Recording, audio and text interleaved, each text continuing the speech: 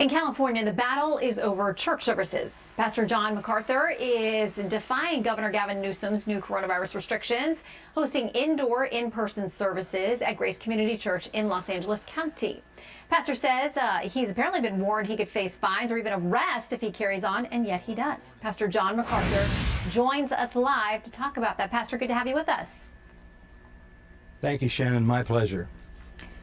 Okay, let me start with this headline, a piece written by a doctor. He says churches could be the deadliest places in the COVID-19 pandemic. He says the combination of singing in close quarters and decreased ventilation is nothing short of a petri dish or cell plate for viral growth. What worries do you have or not have regarding, the reality of this particular virus, which seems to be very contagious? Well, there are two ways to answer that. As far as our church goes, we have no one in our church, and we're a church of 6,000 to 7,000 people that we know of who's had any effect if they've had COVID. We don't even know of only a handful of people who had COVID and they were without symptoms. So we've had no issues there. In the state of California, the statistics are about 8,500 to 9,000 people have died out of 40 million.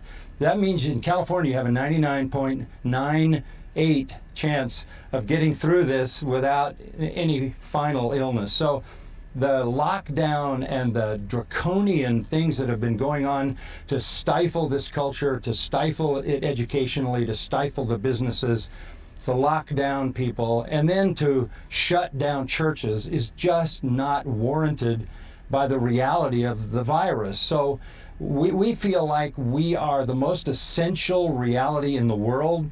Look, Jesus is Lord. That is the Christian confession. It's always been our confession since he rose from the dead. Jesus is Lord. He's Lord of the universe, and he's Lord and head of his beloved church, which he redeemed with his own blood. He is the head of our church. Governor Newsom is not the head of the church.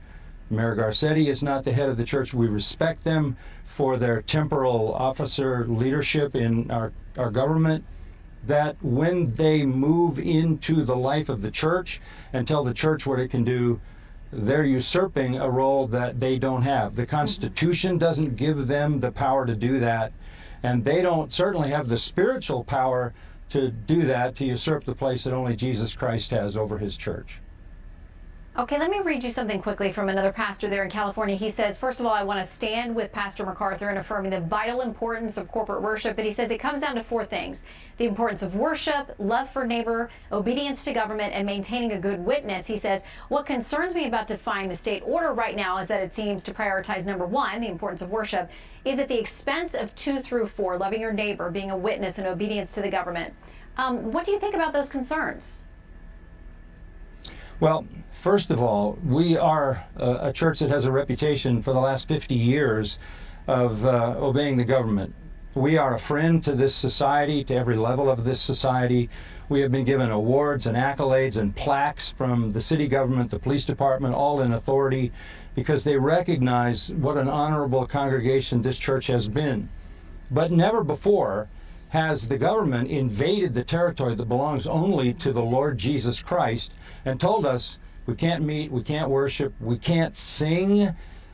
There's no power given to the government to make those kinds of calls against us. Secondly, and I said this a moment ago, Pastor, we love our neighbors. We're not spreading anything but the gospel. all right, Pastor, I'm sorry to stop you there. We're going to get cut off if I don't go, but Pastor John MacArthur, thank you very much. Political News Now.